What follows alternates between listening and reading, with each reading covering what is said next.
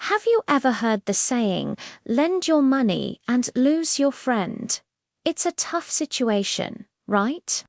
Someone you care about is in a jam, and your first instinct is to help. But you've also heard the horror stories, friendships destroyed over a few $100. It's a real dilemma, and it can get super awkward. So, how do you navigate this minefield? Can you actually lend money to a friend without it blowing up in your face? The answer is yes, but you need a solid strategy. Today, we're diving deep into the legal and emotional playbook for lending money to friends. We'll cover everything from how to say no gracefully to how to say yes smartly, so you can protect both your money and your most valuable relationships. First things first, let's talk about the why. Why is lending money to friends so risky? It's because it changes the dynamic of your friendship. Suddenly, you're not just friends. You're a creditor and a debtor. This introduces a power imbalance that wasn't there before.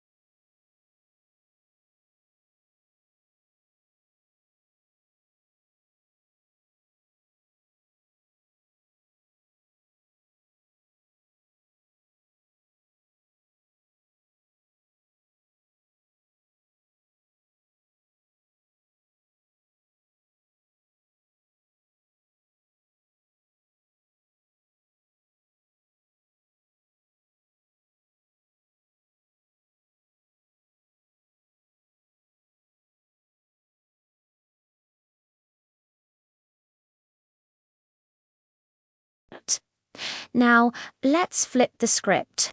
What if you've done the math? You can afford to lose the money, and you genuinely want to help your friend with a loan. Great. But don't just hand over the cash on a handshake. This is where you need to get smart and formalize things, even if it feels a little awkward at first. You need to put it in writing. This isn't about distrust. It's about clarity. A written agreement protects both of you. It eliminates any he said, she said confusion down the road. It turns a vague emotional promise into a clear, manageable plan. This simple step can be the single most effective tool for preserving your friendship. What should go into this agreement? It doesn't need to be a complex legal document drafted by a high-priced lawyer. A simple promissory note will do. At a minimum, it should include a few key things: the full names of both you and your friend, the exact amount of money being loaned, the date the loan was made, and most importantly, the repayment plan. Be specific here. Is it going to be paid back in one lump sum by a certain date, or will it be in monthly installments? If so, what's the amount of each payment and when is it due? Having this all spelled out leaves no room for misunderstanding. You both know exactly what to expect. You might also want to consider whether to charge interest. This can be a tricky topic with friends. For small, short-term loans, most people skip it. But for larger amounts or longer-term loans, charging a small amount of interest can be fair. It compensates you for the fact that your money is tied up and could have been earning interest elsewhere. If you do decide to charge interest, make sure it's a reasonable rate, maybe something similar to what a bank would offer on a savings account. Make sure it's clearly stated in your written agreement. The goal here isn't to profit off your friend, but to be fair to yourself. Again, the key is open communication. Talk about it. Once you have the agreement written down, both of you should sign it. Keep a copy for yourself and give a copy to your friend. This might feel overly formal, but frame it as a positive step. You can say something like, "Hey, I really value our friendship, and I want to make sure we're both protected and on the same page." Let's just jot this down so there are no mix-ups later. Most reasonable friends will appreciate this level of clarity. It shows you're taking both the loan and the friendship seriously.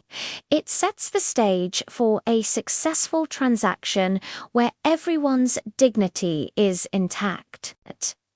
Now, the loan is made, the agreement is signed. What happens next?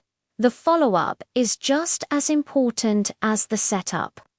If the payment due date rolls around and you don't receive the money, don't just sit there and stew in silence.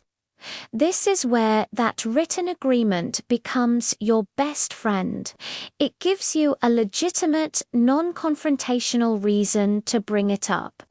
You can send a gentle text like, "Hey, just a friendly reminder that the payment of X amount was due yesterday, according to our agreement. Let me know if everything is okay."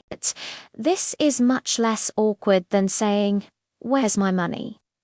It depersonalizes the conversation and refers back to the mutual plan you both agreed on. Life happens, and sometimes your friend might genuinely struggle to make a payment. If they communicate this with you ahead of time, be open to renegotiating the terms. Maybe they need to pause payments for a month or reduce the installment amount for a while. If you're flexible, you can update your written agreement to reflect the new plan. The key is communication.